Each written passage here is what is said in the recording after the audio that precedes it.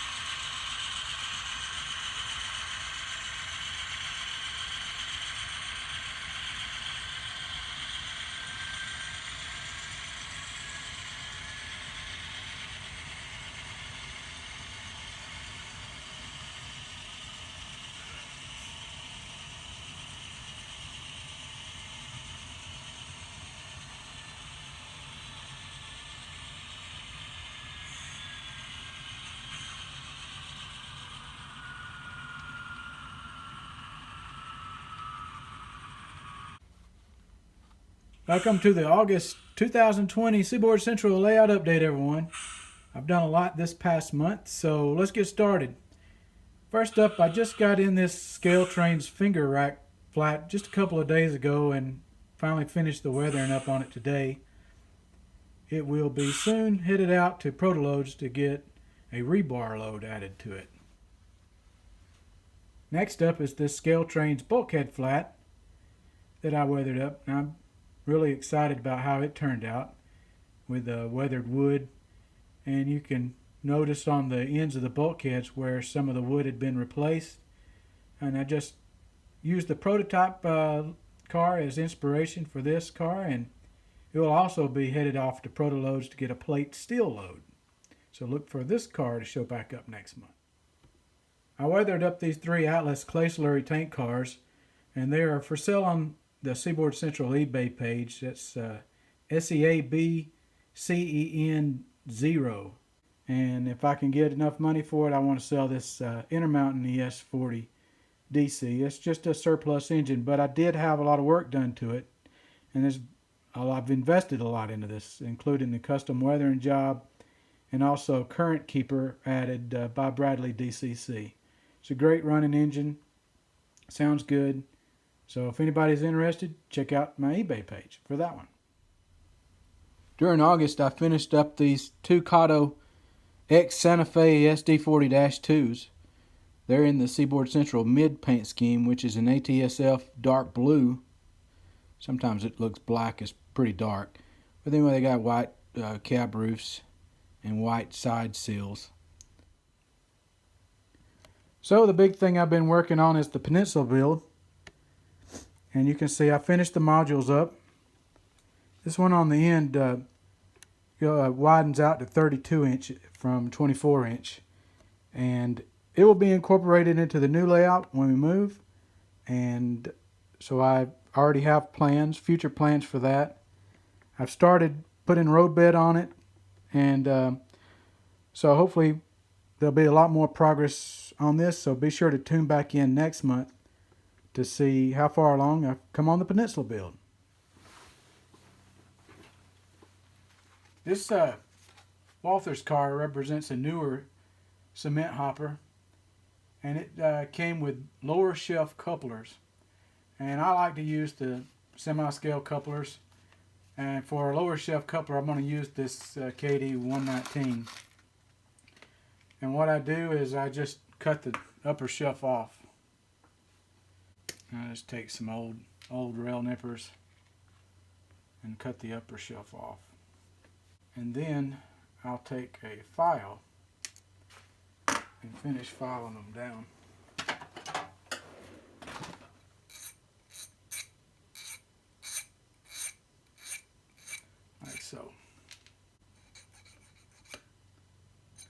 Alright. I use this little jig I use to hold the couplers for painting. Just glued some clothespins to a block of wood. Cut the very tips of the clothespins off, and it comes in handy for holding the couplers. For the wheels, I'm going with a Rapido Code 88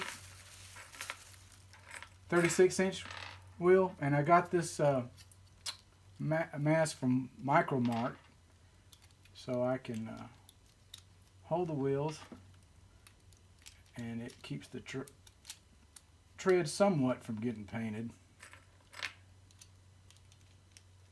And they make both 33 and 36-inch holders. So now let's get ready to paint. Alright, for the trucks, I use this Rust-Oleum camouflage brown.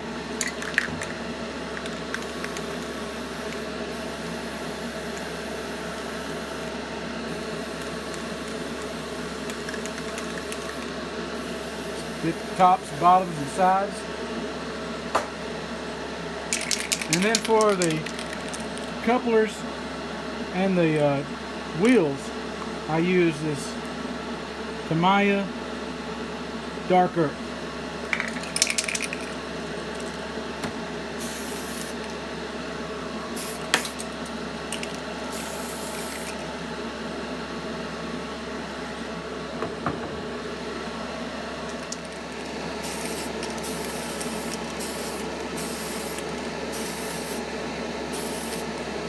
Now just let them dry.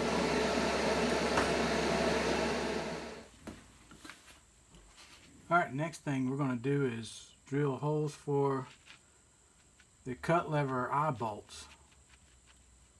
So these cars actually have a place on the end of the car where you can drill a hole.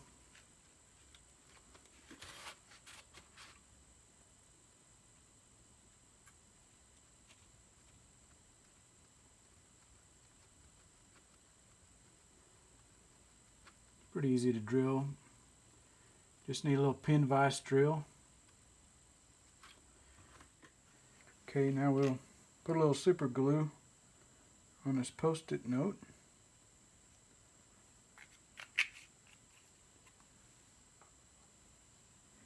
And take our little eye bolt. These came from some Detail Associates. They're left over from another kit, so I'll have to make my own cut levers. You can buy cut levers already made. You just have to bend them. Alright, the next thing we're going to do is reinstall our couplers, and I cut these trip pins off.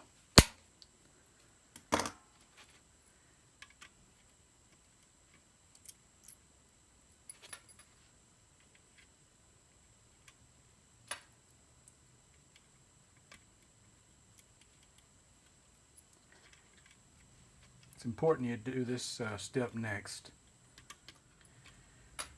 Alright, next we're going to make some of our own cut levers. And this is some very thin wire. Not sure exactly what the thickness is, but it helps to have these flat nose pliers, and just take it this way and do a 90-degree bend. That's going to be your handle. And then you want to make a slight bend. Again, make sure it's perpendicular, straight up and down.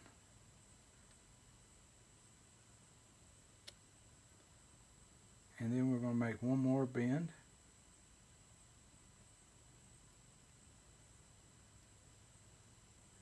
And then put it in the pliers like this, and we're going to make one last bend. And then we can cut it.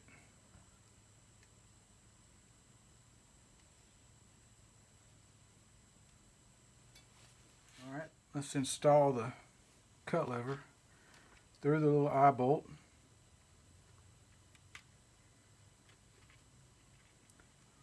And you want to lay it just like this on top of the coupler box. Take our glue,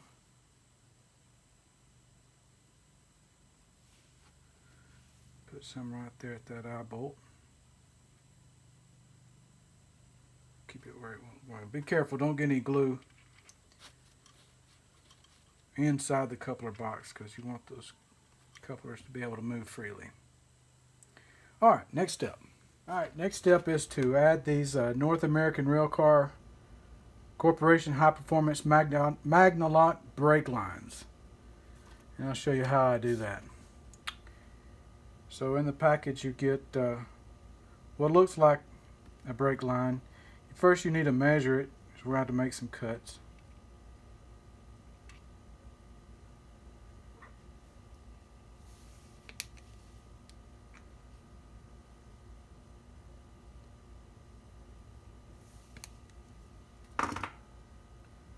Alright, then you want to glue it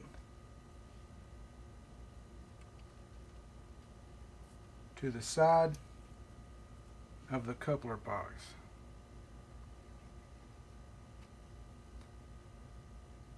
Just like this. Alright, while this is drying, we can work on our trucks. Paint's dry on them. Remove the old Walthers wheels. Take our Rapido wheels out of the jig.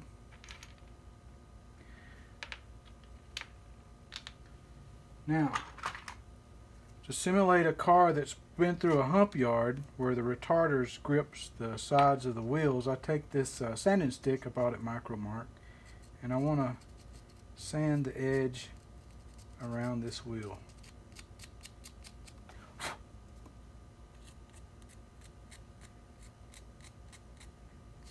These tend to stay shiny. You can always tell a car that's went through a hump yard. And I can also sand the tip of that axle. And the last thing I want to do is go ahead and clean the tread if there's any paint that's on the tread.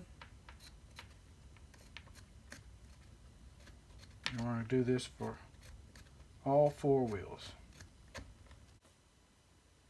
Alright, before we put the wheels back in the trucks, a lot of times I like to put some of this Katie Greasel graphite. Just helps them roll better.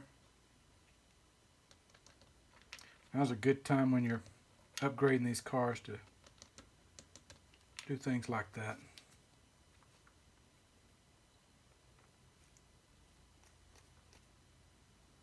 Works like a charm. Next thing I'm going to do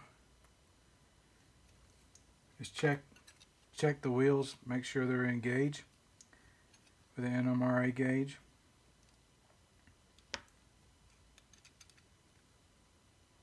These look good. These look good.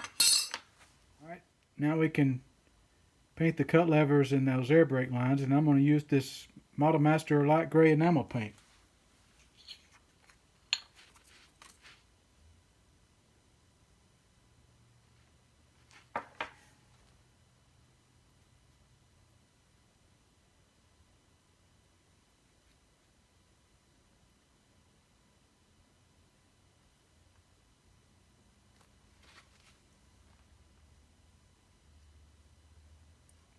Pretty close match to the color on the car.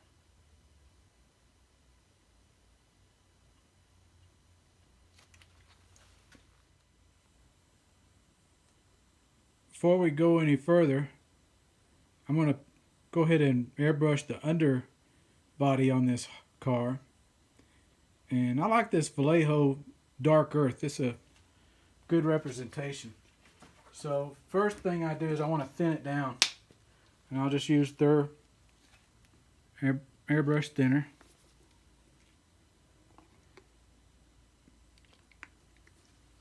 some in the airbrush and a few drops of this.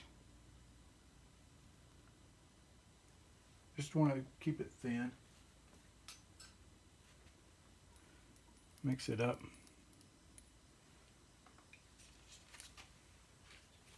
All right.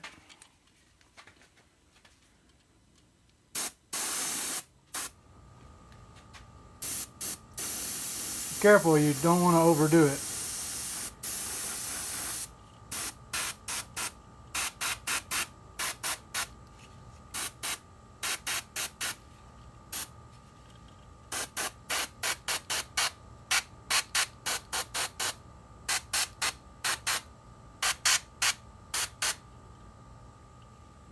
Looks nice.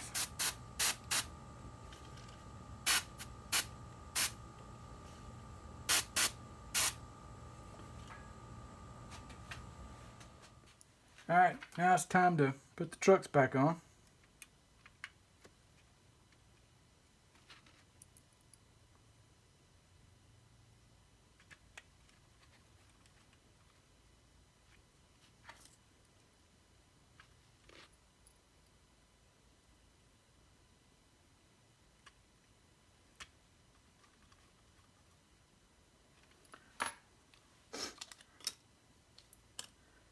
Now is a good time to check the coupler height to make sure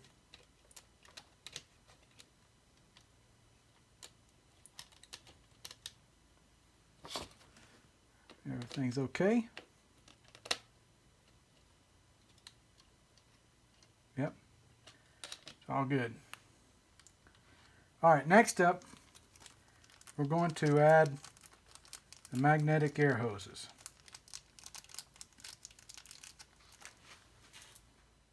Alright, here's these little magnetic air hoses, and what you do is you take them off. If you buy the kit, it comes with this, buy the starter kit, and it's got a little magnet you attach it to.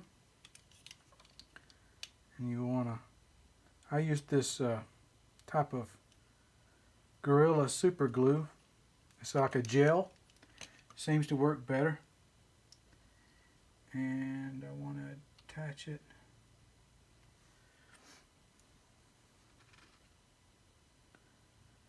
You buy 2 starter kits, you can do the same car.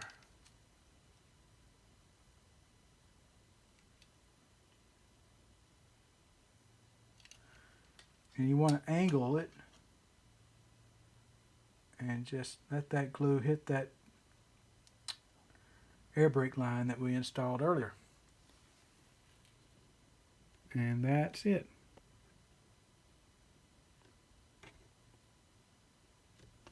Now just let it dry.